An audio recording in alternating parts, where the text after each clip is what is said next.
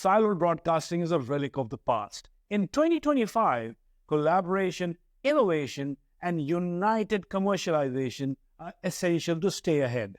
The Asia-Pacific Broadcast Union, ABU, is a driving force for media professionals across the region, uniting public broadcasters, commercial networks, and media organizations.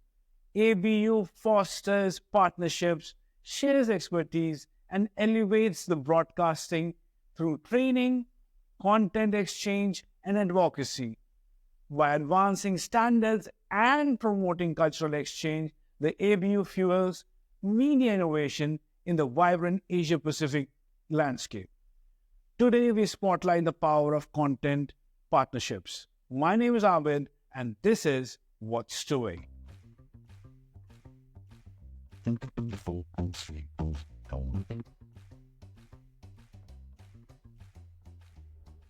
Madam Hanizah Hamzah, head of TV at the Asia-Pacific Broadcast Union, ABU, is a key leader driving the organization's mission. She oversees strategic initiatives, builds partnerships, and promotes the regional collaboration among broadcasters. With extensive experience in media and communications, Madam Hanizah champions innovation and excellence in broadcasting. Her leadership strengthens ABU's role as a hub for networking, knowledge sharing, and advancing industry standards across the region. Welcome, Madam Hanizah, on What's Doing. Thank you so much for taking time out and joining us in our studio today. Thank you so much for the invite. It's an honor to be with you. So let's start off with your journey. You have been a very, driving force in the industry. So how was your journey in the broadcasting industry, and how did it lead to you being the head of TV at ABU? Well, allow me to speak briefly on my personal journey in the industry. Well, my early career started as a radio producer with Radio Television Malaysia, that I served the Blue Network then. Right now it's known as Track FM, right? And then after 5 years, I thought that it's no longer challenging for me. And I was looking for something more challenging, and there was an opening at Radio Japan NHK. I applied together with 10 other people, and I was the only woman during that time. And yeah, it was a post as a specialist at Radio Japan NHK. So I was there for 5 years, serving them. And what we do at Radio Japan at that point of time had 21 languages that they beam on shortwave, and one of which is the siaran BAHASA Malaysia. I think the reason why they took me was because in every language that were there, right, there's only one specialist. But when they took me, it's like buy one, get one free, because my husband was serving NHK Radio Japan before we got married. So I think that was the main reason they took us, right? And yeah, when we went, I had a child already. And before I went, there was also a lot of hoo-has at RTM. Why would you want to leave RTM when you have completed all the government examination, and you were doing well as a host for the morning show? I was in the 80s, I was doing the weekend Selamat Pagi Malaysia, and I thought I shouldn't just be a radio producer and a presenter. I wanted more, right? So when there was this opportunity, I applied, and I got it.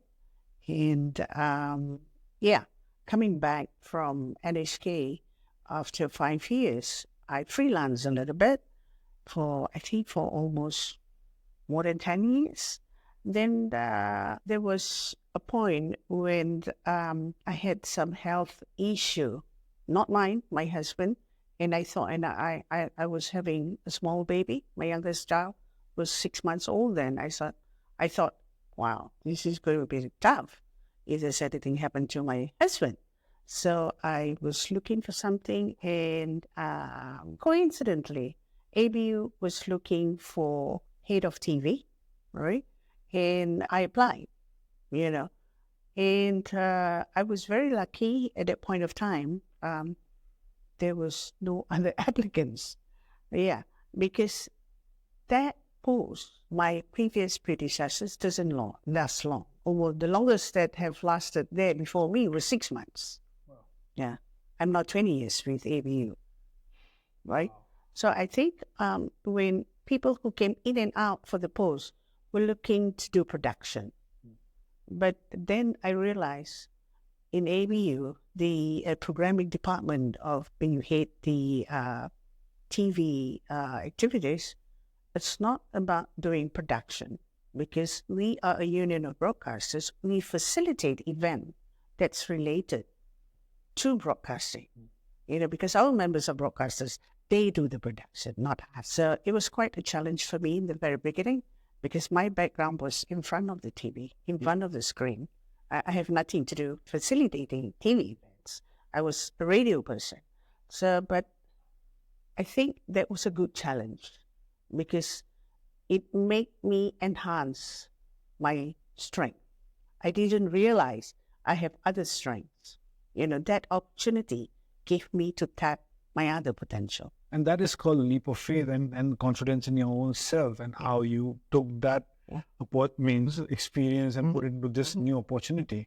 I was actually lost when I first came in, because I realized ABU was like a mini United Nations.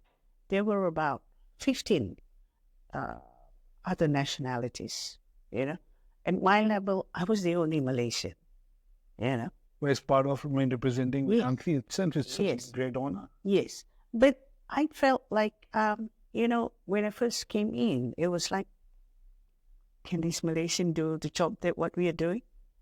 But I think it's not about being nationality. It's about being, if you have the passion, and you have the determination to learn something new, you can do anything. And you can deliver the goods, when you have all of that. Yeah. So tell me one thing, what are the key objectives and priorities of the Asia-Pacific Broadcast Union under your leadership? Well, when you talk about the ABU, allow me to explain, there are a couple of departments: the Secretary General Department, the Technological Department, the News Department, Sports and Programming Department. I come from the Programming Department unit. When we talk about the objective of the ABU, it's about technological innovation, content exchange, content delivery, co-production, And then we also cover areas like sustainability and environmental issues, And we are also talking about professional development among ABU members, and also collaboration and networking with international organizations. As it is, the ABU now has more than 260 members. Wow. Yeah, half of which are TV members, right? And then these members are from 60 to 70 countries and regions, not only in the Asia-Pacific, but also beyond. So how does ABU support its member broadcasters in navigating challenges and opportunities in the rapidly evolving media landscape? Well, we have several key strategies, right? For example, recent one that we did was the Belt and Road Media Community Forum. In China? In Chongqing, China, where we are part of the community, and our Secretary General is a Vice President of the forum, and CITVC is actually the marketing arm of CCTV, which is under CMG, China Media Group. So China Media Group is a member of ABU, and under China Media Group, they have CCTV, CGTN, CNR, which are the radio ones, and CRI, right? So we also recently did the Media and Cultural Days, right, which was in Guangzhou. So we work a lot with our Chinese members because ABU see that China is potential superpower, right? And they are contributing very vastly in the area of broadcasting. And this, for example, if we have an event with them, we always say that, we need a certain fund to help our smaller members. When we talk about bigger members, it's always like Japan, Korea, China, right? Turkey.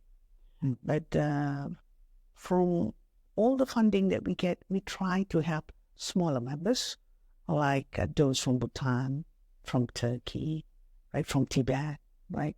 So this actually part of ABU key strategies in collaborating, with members and also non-members.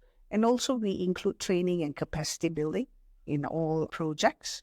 And we get resources, and also we share the best practices with our members. That's very important, because every country has got a different way of working. And with this exchange, I think they're keeping, abreast of what all is happening in their neighborhood and how they can level up, or, what all they need to do to come to that level. And I think with that platform, it's easy to, exchange ideas and exchange, technology as such. Yes. In the beginning, for me, personally, it was a challenge because the ABU members are very diversified, The working discipline in each member countries and every organization is very different, Sometimes, we need to reach a certain benchmark. For example, when we do co-production, we always have executive producers from the bigger members. It's either from Japan, Korea, China. Because when we have executive producers from this country, it's more appealing for the smaller members to join. But sometimes it's very challenging to work with them because they have different styles of working discipline. There was at one time when we had this children's drama workshop in Tokyo, hosted by NHK Japan. So we had these delegates from RTB Brunei that say, why do we need to do drama the way NHK is doing, right? Because we know our own audience. The Japanese don't know our own audience. I was telling them, this is Brunei, this is Japan.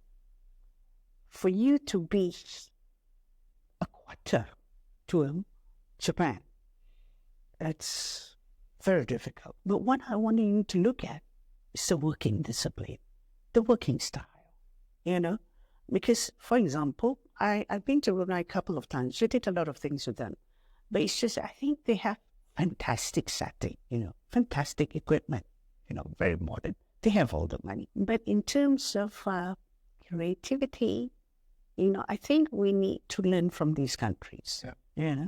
So that's sometimes it's very difficult when you work with diversified group, culturally the thinking is different. Yeah.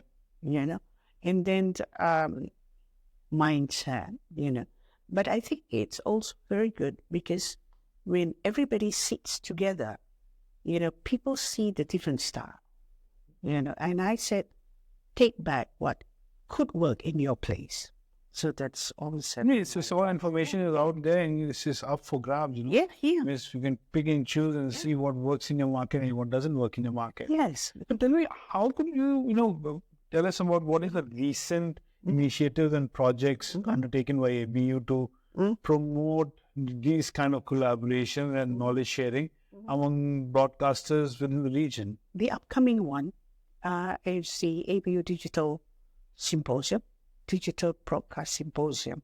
So we do this on a yearly basis by our technical department. And the number of people that come between 1,000 to 1,005. Wow. So this annual event, they bring together industry professionals to discuss the latest trend in technology, right? It includes workshop, panel discussion, exhibition. It actually provides a platform for knowledge exchange and networking. And I think some of the local players, for example, they take the opportunity to launch a product. For example, we had Sony when they were introducing the latest camera, so they took that opportunity to have it there. So it will take place in February, between 24th to 27th, in Wyndham Hotel, somewhere in Klang. And we also have our Media Academy, the ABU Media Academy. We offer varieties of training programs on-site and online. Yeah. Then we cover topics such as digital transformation, content creation, and everything that's related to the industry. And we also have our content exchange platform, right, where members could exchange program through the Asia-Pacific View digital platform. So we also have the MU Sports and Entertainment Network, where they could exchange, upload and download program for the members. And this allow, we promote cultural exchange, right? So that has been doing very well. And we also have webinar and also our expert series where we call experts, like when we had, right? That was a great program, actually. So, we call people not only from the broadcasting station, but people who contributes, And now we opening up to content creators as well. So because we would like to see what's the latest trend available. What is their point of view? Yeah, because I think broadcasters need to see what are content makers. Last time, for example, when performers or artists need to launch an album, you need the TV station, you need the radio people, to promote. Now you need on your own. Yeah. So these are the kind of things, we would like to integrate in many of our activities. So how is ABU contributing in advancing the technological innovation and digital transformation within the broadcasting industry?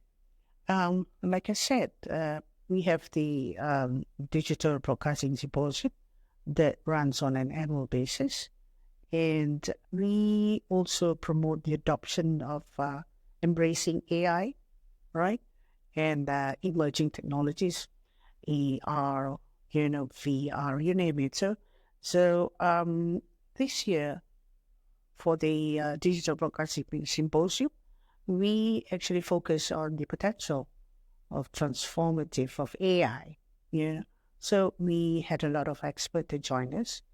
And we also provide extensive training and capacity building events, or even if it's not, in our workshop, we always have strong element of capacity building. We learn from one another, because when we have event, easily we have more than 10 member countries. They come together. You see, not only the success story, but also the failures, because we want to know how do they cope with the failures so that other member countries can learn. So these are the kind of things that we And is there any way ABU is advocating, the media freedom and supporting independent journalism across Asia-Pacific region? We have our news department, which is called Asia Vision. We have about 34 members among the AB member countries. And in terms of supporting media freedom, our Department of News, which is Asia Vision, they are very actively promoting freedom of speech, freedom for safety of journalism or journalists, right? So they do a couple of events every year The recent Global News Forum took place in Bangkok. That was hosted by Thai PBS, and the news department is also actively coordinating news exchange among AB member countries. So, for example, RTM is a member of the news exchange. So if RTM needs news from Japan, Korea, so they can always get the news that comes every day, all right? And they can use it in their own news broadcasts, right? Upload or download, they can upload their news. So that's the kind of cultural exchange that we have, and we see, what's going on in all the AB member countries on their, freedom of speech and media access, safety, and everything. And how do you facilitate the capacity building and professional development opportunities for media professionals within its membership network? What we normally do is for capacity building, because every workshop that we have or every event that we have, we normally bring in experts, and we use their expertise, to share with us the workflow, their content creation, so that through all this event, we also have master classes, because I think we have had you for our master classes. Yeah. All right. So it's people who are well-versed in the industry, people who are prominent figures, It's not only among, in the past, it has always been like, okay, we use member countries. NHK comes to Bhutan, tell them how to do a puppetry program for kids, right? So IRIB Iran, right? They come and teach the people in Bhutan how to make children's puppet, right? And then we bring in people from Korea, how to shoot program for kids from kids' eye level, right? So those are the kind of things, the storytelling for kids, for preschool, for elementary. So we coordinate all that. So basically, each country is bringing their expertise to make a mess. But now we have included people from the industry, people like you, right? Yeah. People from Netflix. Yeah.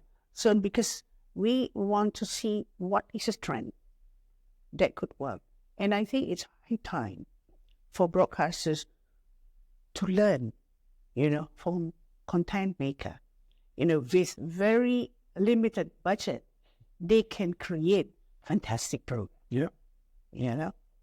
Because sometimes it's very depressing to see that broadcasters, huge broadcasters, I don't want to name them, they have fantastic budget. But in terms of the content that they produce, it's like, this is what I'm saying now. Because viewers are looking at, something that's appealing. So if you don't get the eyeballs, what's the point of producing such program? Exactly, and also there has to be some ear on the ground where you know what is happening in specific space and what kind of content will work or won't work unless you have the knowledge of that place.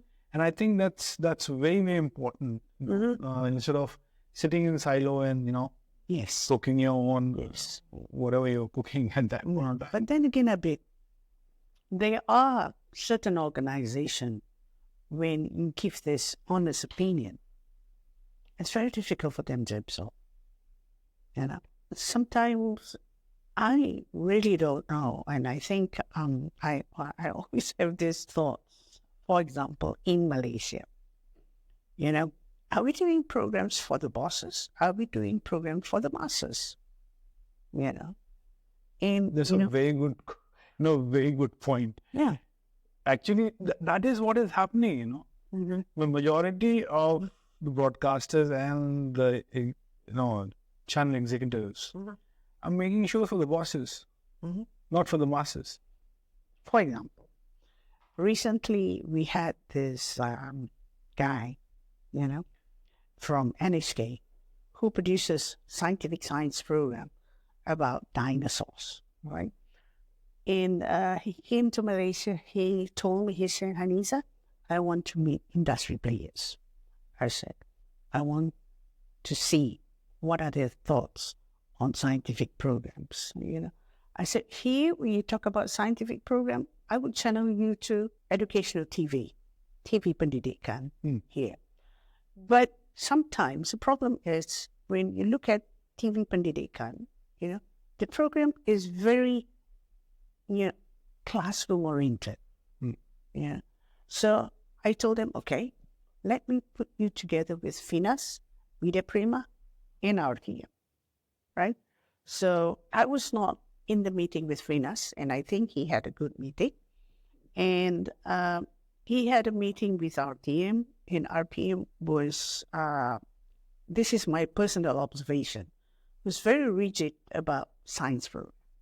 It has to be like this, it has to be within this spec. But when you look at Media Prima, they say, okay, we don't have the money, but how can we do it with you? That's another way of approaching. Yes.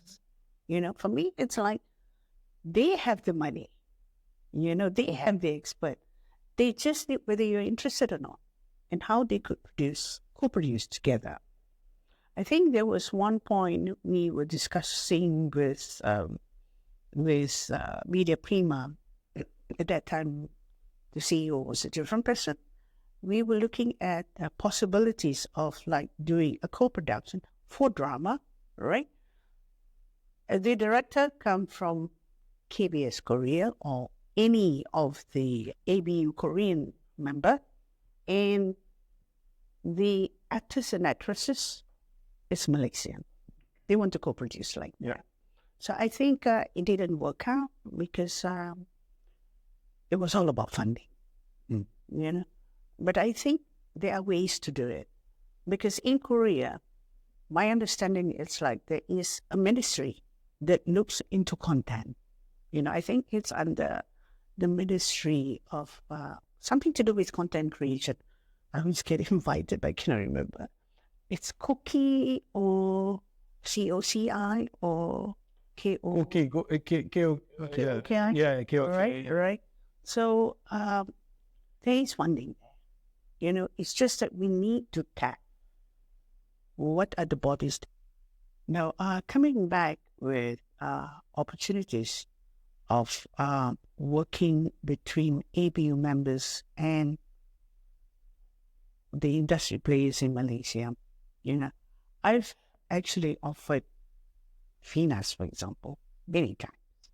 I said, use the ABU, to connect to people in the industry because our network is very vast. For example, every year we have the ABU General Assembly, and this General Assembly, we have the CEOs of about 300 to 400 organizations that comes in together. It's not only ABU member countries, but ABU, European Broadcasting Union, and then ASBU, Arab State Broadcasting Union, right?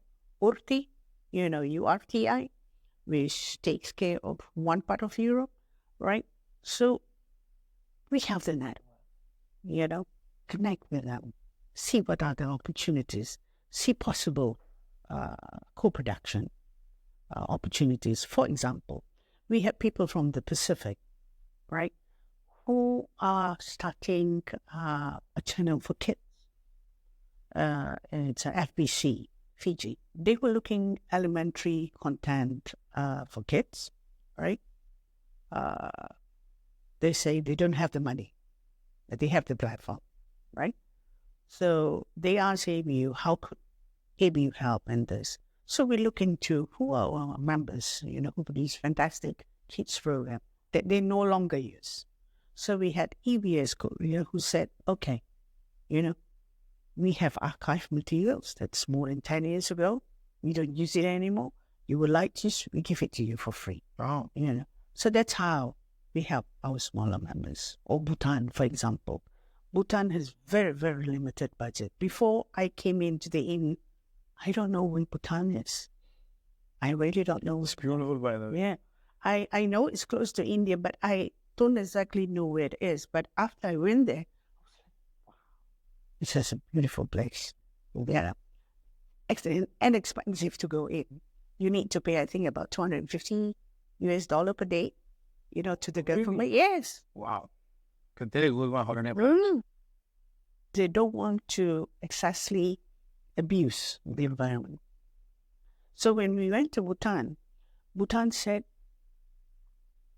we have creative people, but we do not know how to do the set for entertainment program. Our budget is zero. Can you help?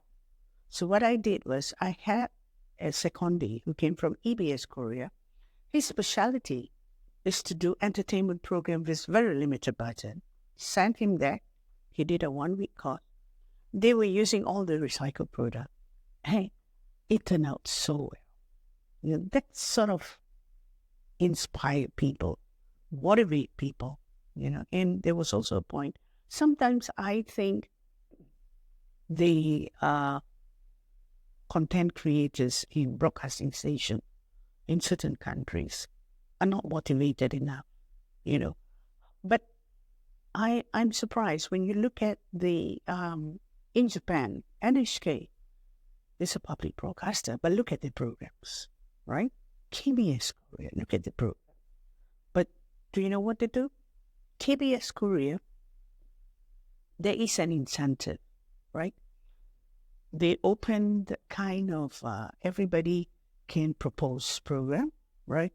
If your program is good, there is a certain budget for certain genre of program. For example, for co-production, right? There is $2 million proposed, right? And what they did was one of my friends proposed something. They call it the noodle roll. They see how people in the Silk Road consume noodles. Oh, fantastic! And that program, I think, has won international awards, including the Peabody Awards. And when you look at how they do the program, they're so committed.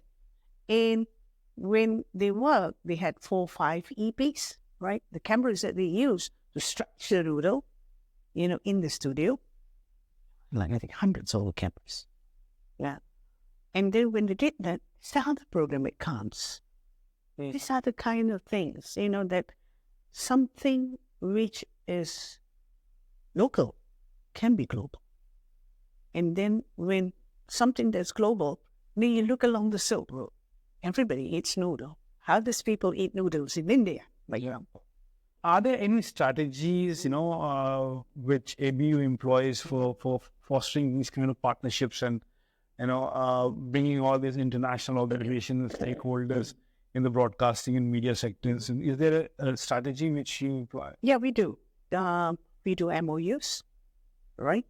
So with various international organizations to formalize collaborations. So this agreement normally focus on content, co-production, and also sharing best practices. And at the same time, we look for possible joint initiative and projects. It's not only with members, it can also be non-members. Okay. Yeah, as long as it benefits our EBU members. For example, when every year we have a lot of, under TV related activities, I do a lot of co-production and program exchange.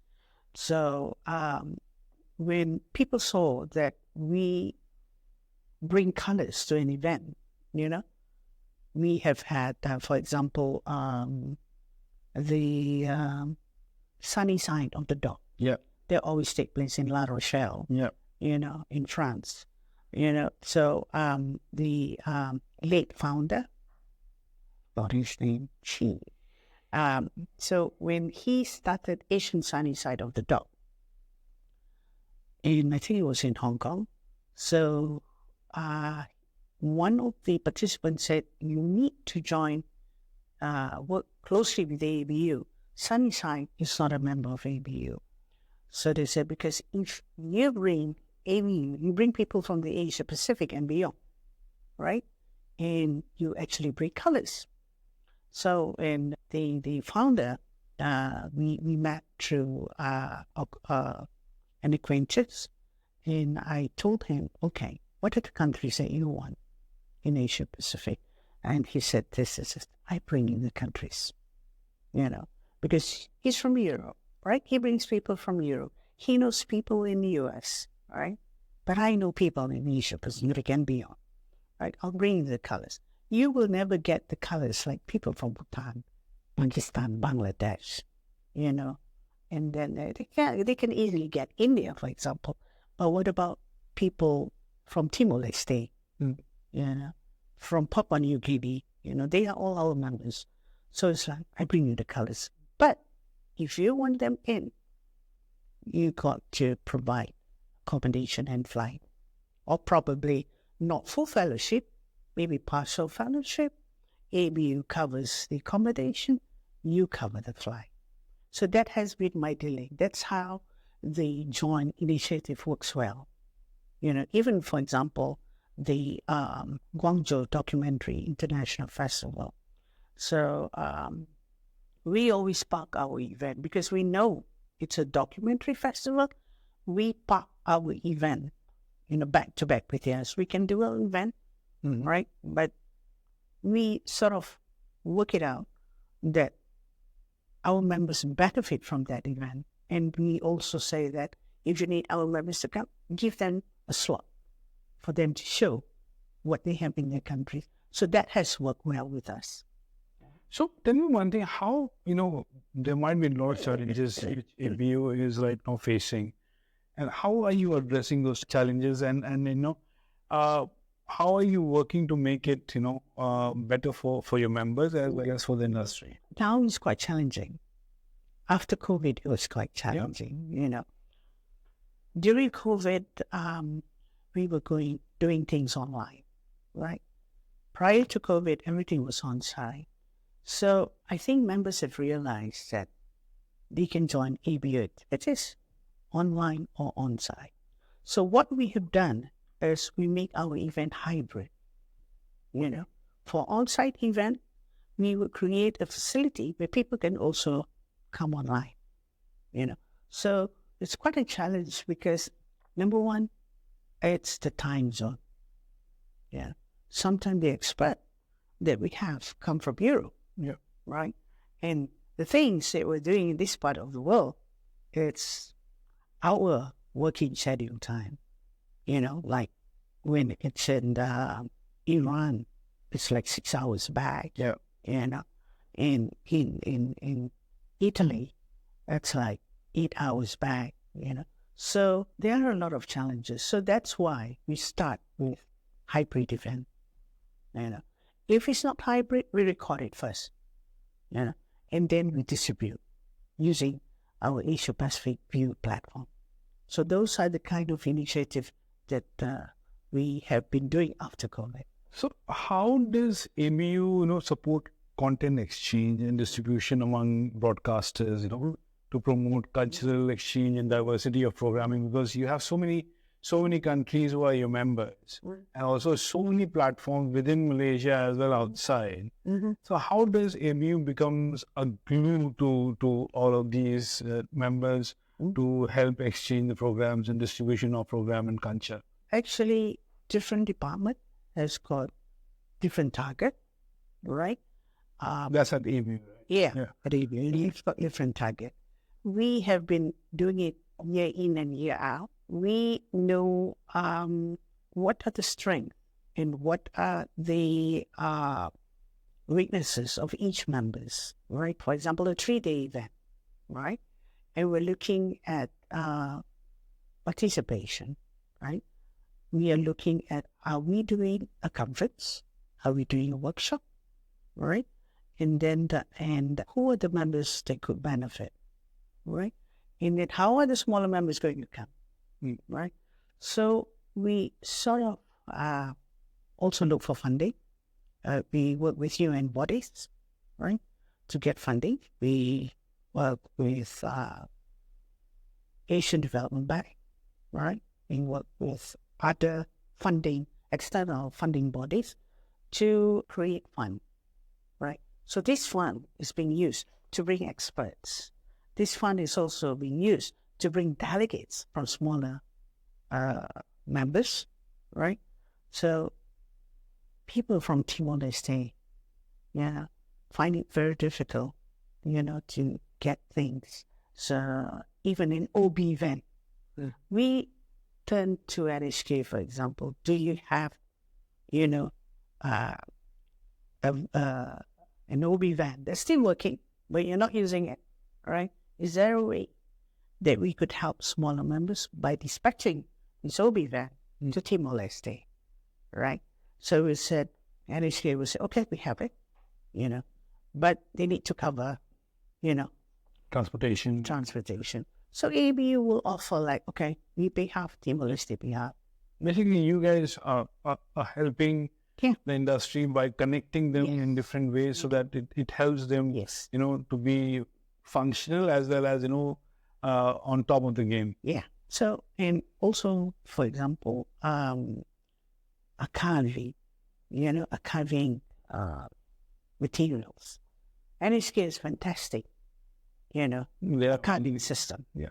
So in Vietnam, VTV Vietnam asked us, like, Hanizah, can you get people, to how to properly digitize our archiving materials? It's like, we dispatch them, Or if we see there are other member countries in Europe, that has strong archiving training element, for example, Deutsche Welle.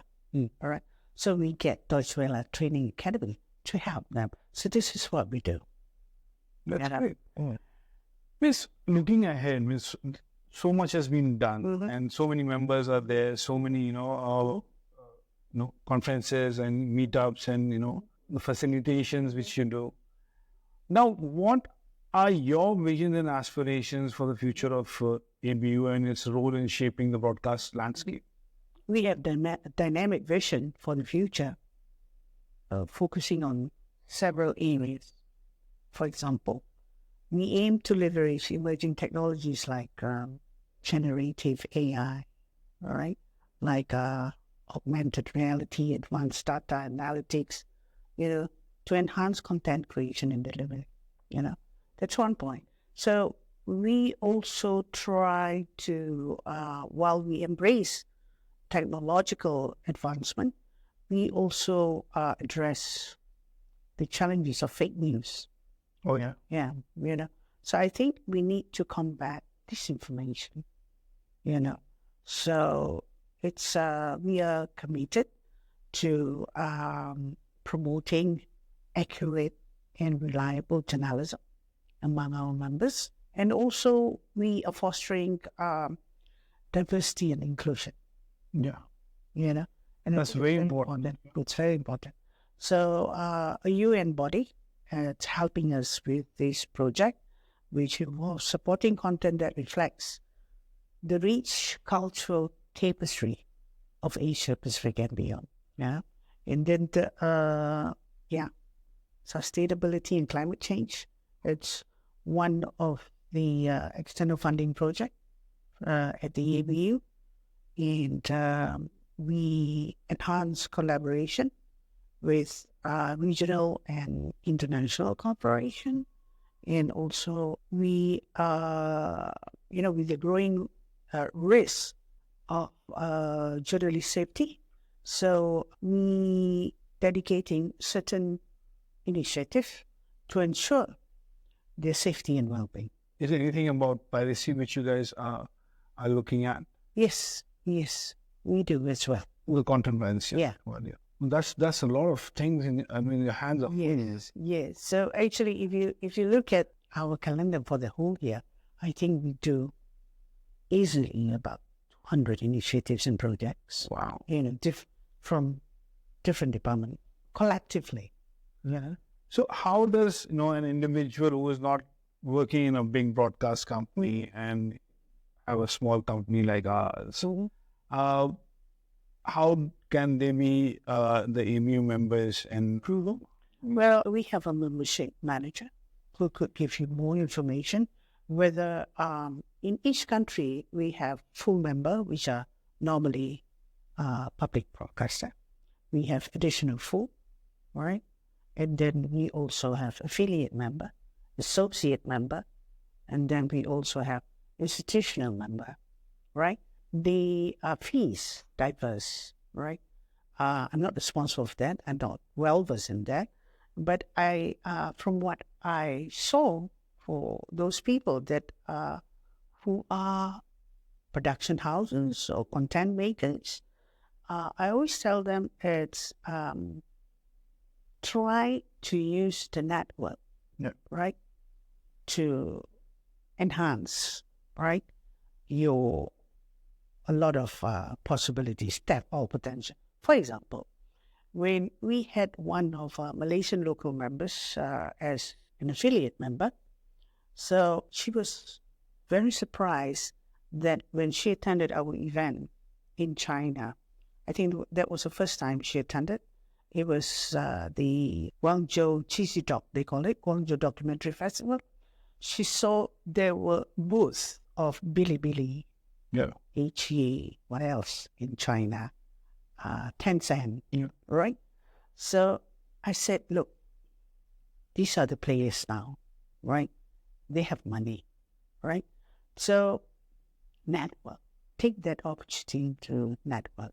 Even during our General Assembly, where we move every year at different countries. This year it was in Istanbul, hosted by TRT.